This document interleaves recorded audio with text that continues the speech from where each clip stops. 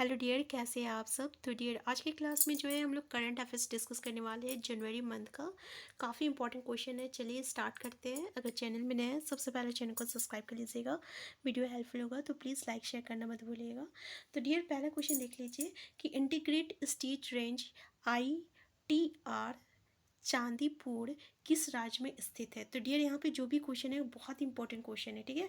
तो महाराष्ट्र में है, उड़ीसा में है, तमिलनाडु में, गुजरात में है। तो याद रखिएगा उड़ीसा में है। और डियर, ये जो क्वेश्चन है आपका जनवरी मंथ का है 2024। नेक्स्ट क्वेश्चन देखिए कि भारत का सबसे लंबे पुल का क्या नाम है।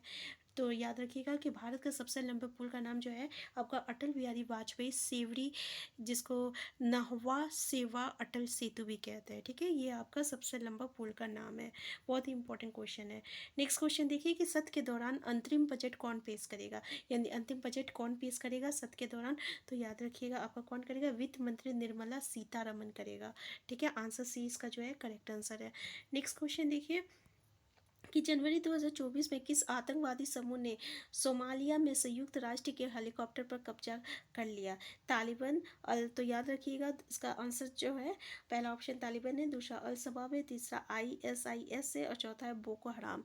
तो इसका करेक्ट आंसर क्या है डियर, इसका करेक्ट आंसर है आंसर बी अल शबाब, ठीक है। याद रखिएगा। क्वेश्चन फिर से देख लीजिए कि 2024 में किस आतंकवादी समूह ने सोमालिया में संयुक्त राष्ट्र के हेलीकॉप्टर को कब्जा किया है। तो आपका अल शबाब ने किया है।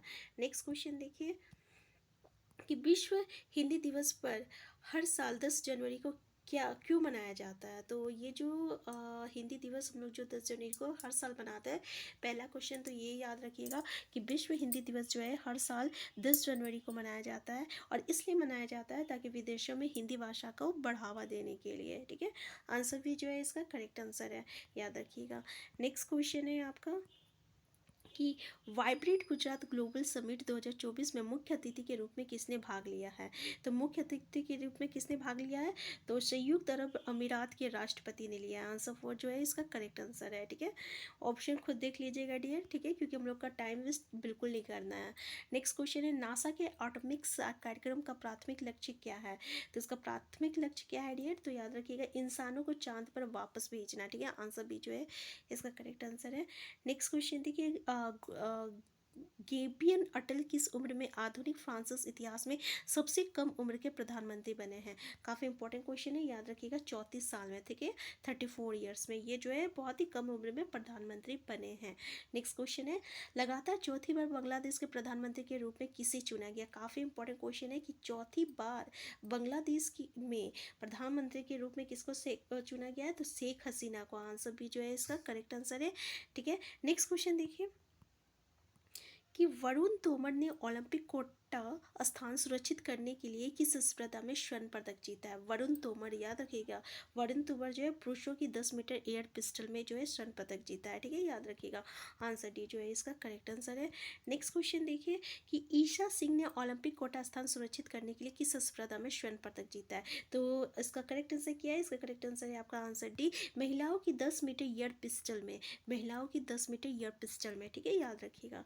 नेक्स्ट क्वेश्चन है दिसंबर 2023 में भारतीय मालदीव संबंधों में गिरावट का क्या कारण था। तो क्या कारण था, तो याद रखिएगा कि जो भारत मालदीव संबंधों में गिरावट का कारण ये था कि PM मोदी की लक्षद्वीप यात्रा के बारे में अपमानजनक टिप्पणी। आंसर भी जो है इसका करेक्ट आंसर है, ठीक है। याद रखिएगा।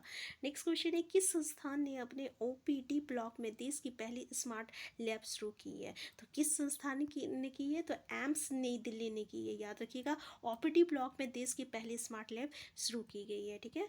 नेक्स्ट क्वेश्चन है आपका दुबई में रिकॉर्ड सेटिंग कॉन्सर्ट के दौरान सुचेता सतीश ने कितनी भाषाओं में गाना गाया है। देख लीजिए काफ़ी इंपॉर्टेंट क्वेश्चन है कि सुचिता सतीश ने कितनी भाषाओं में गाना गाया है। तो 140 भाषा में गाना गाया है, ठीक है। समझ सकते हैं कि क्वेश्चन कितना इंपॉर्टेंट है, ठीक है। किसमें कहाँ रिकॉर्डिंग हो रहा था, दुबई में रिकॉर्ड सेटिंग कॉन्सर्ट के दौरान।